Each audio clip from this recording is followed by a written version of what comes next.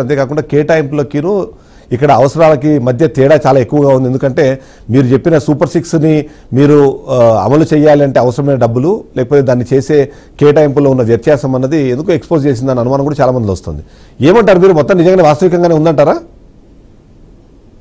Sir నమస్కారం. Panel ఉన్న పెద్దలకు, మీకు, ఛానల్ ఉన్న అందరికీ ప్రేక్షకులకు నమస్కారం.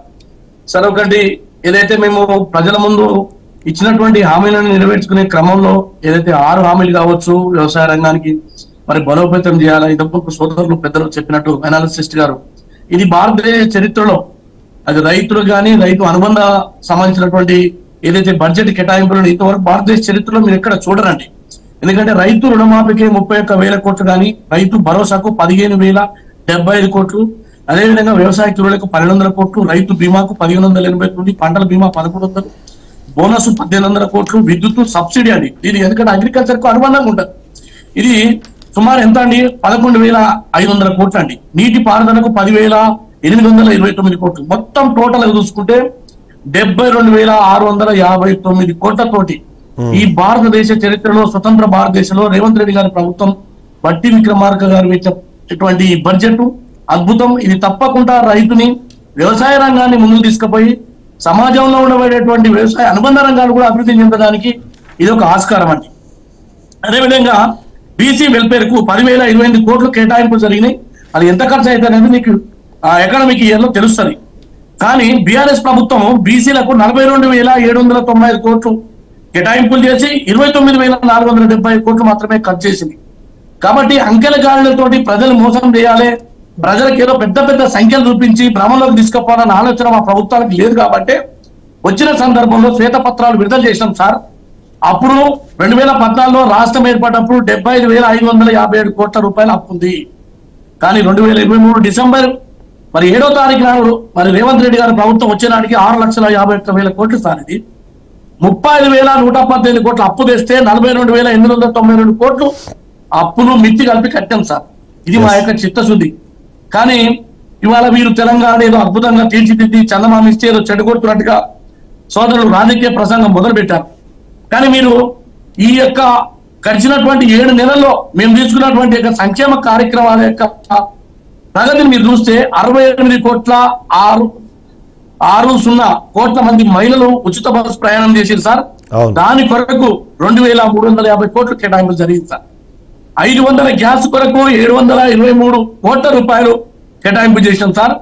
ఉచిత విద్యుత్కు సంబంధించి 2,418 కోట్ల కేటాయింపు జరిగింది సార్. ఇది మా యొక్క చిత్తశుద్ధి. కాబట్టి రాజకీయంగా బీజేపీ వాళ్ళు ఏమైనా చెప్పొచ్చు, ఎందుకంటే పక్క రాష్ట్రం పోలవరానికి 1,000 కోట్లు కేటాయిస్తారు, రాజధాని కోసం కేటాయిస్తారు. ఎస్, వెల్కమ్ ఇట్, తెలుగు వారిగా తప్పకుండా స్వాగతిస్తాం. కానీ 8 సీట్లు ఇచ్చినందుకు మేము చేసిన పాపమా సరిగా ఆత్మ విమర్శ చేసుకోవాలి బీజేపీ వాళ్ళు. ఎందుకంటే అప్పుడుతో మూడినటువంటి రాష్ట్రం మాకు ఇచ్చింది సార్. వీళ్ళేమి లోటు బడ్జెట్ ఇచ్చిన తర్వాత మేము దాన్ని తీర్చడానికే ఇబ్బంది పడుతున్న సందర్భంలో మీరు గమనిస్తే టోటల్ గా ఇవాళ మీరు ఉస్మాన్ యూనివర్సిటీ ఒక విద్యారంగం కోసం 100 కోట్లు కేటాయించారు సార్. ఒక ఉమెన్ యూనివర్సిటీకి సంబంధించి 100 కోట్లు సార్.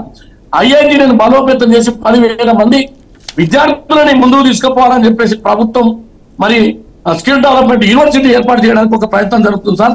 రోడ్ల కోసం 5,790 కోట్లు సార్. ఇట్లా నేను చెప్పుకుంటూ పోతే మైనార్టీల కోసము మీరు 11 సంవత్సరాలలో 11,475 కోట్లు సార్. మేము ఇవాళ వచ్చినటువంటి 7 నెలల్లో 3,003 కోట్లు కేటాయించాం. కాబట్టి మా యొక్క చిత్తశుద్ధిని కానీ, ప్రజల కోసం ఇచ్చినటువంటి హామీలను కానీ తప్పకుండా నెరవేర్చి ఇవాళ ఆదరాబాదరగా ప్రజల్ని మోసం చేసి దళితులకు 3 ఎకరాలు ఇస్తా, డబుల్ బెడ్రూమ్ ఇస్తా సార్. మేము 4,50,000 డబుల్ బెడ్రూమ్ ఇండ్లు కడతా అని చెప్పేసి ప్రజలకు ఇచ్చిన ఇందిరా ఇండ్లు అది నెరవేరుస్తాం సార్.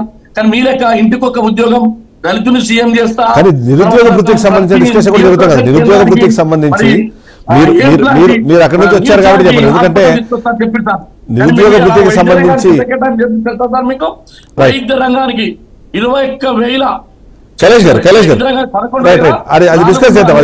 అందులో విద్యారంగానికి 10% సార్. 2 లక్షల క్షమించండి 21,292 కోట్లు కేటాయింపులు జరిగింది సార్. కాబట్టి ఇవాళ ప్రతి కైలాష్ గారు నిరుద్యోగ వృత్తి నిరుద్యోగ వృత్తికి సంబంధించి ఎందుకు మీరు కేటాయింపులు కానివ్వండి ప్రస్తావన కానీ ఎందుకు లేదు అన్నది, ఎందుకంటే మనం ఖచ్చితంగా తెలంగాణ రాష్ట్రం ఏర్పడే క్రమంలో కానివ్వండి ఇప్పుడు మీ ప్రభుత్వం ఏర్పడాలన్నా సరే ఆ నిరుద్యోగులు అన్న వాళ్ళే చాలా కీలకమైన పాత్ర పోషించారు. చిదంబరం గారు ఎస్ కైలాష్ గారు చెప్పండి. ఒక్క మాట నేనేమంటున్నంటే ఇవన్నీ కూడా రాజకీయ ప్రసంగాలు పెట్టుకోవడానికి బీజేపీకి బీఆర్ఎస్ వాళ్ళు మాట్లాడితే మాకేం అభ్యంతరం లేదు. కానీ వాస్తవంగా రాష్ట్రంలో ఉన్న ఆర్థిక వనరుల దృష్ట్యా పరిస్థితుల దృష్ట్యా కాబట్టి నువ్వు విద్యార్థి నాయకుడుగా ఉన్నావు. కైలాష్ ఒక్క నిమిషం ఉండు. విద్యార్థి నాయకుడుగా ఉండి విద్యార్థులకు న్యాయం చేస్తాము, నిరుద్యోగ విభృతి ఇస్తాము అని చెప్పిన వాళ్ళు ఇలా నువ్వు ఏ విధంగా సమర్థించుకుంటున్నావు నీ గవర్నమెంట్ ని? నువ్వు కూడా ఒక విద్యార్థి కదా, యూనివర్సిటీ నుంచి వచ్చిన వాడివి కదా. డెఫినెట్ అండి, అవకాశం ఉన్నప్పుడు తప్పకుండా చేస్తాం. కానీ ఇప్పుడు మీరు 10 సంవత్సరాలు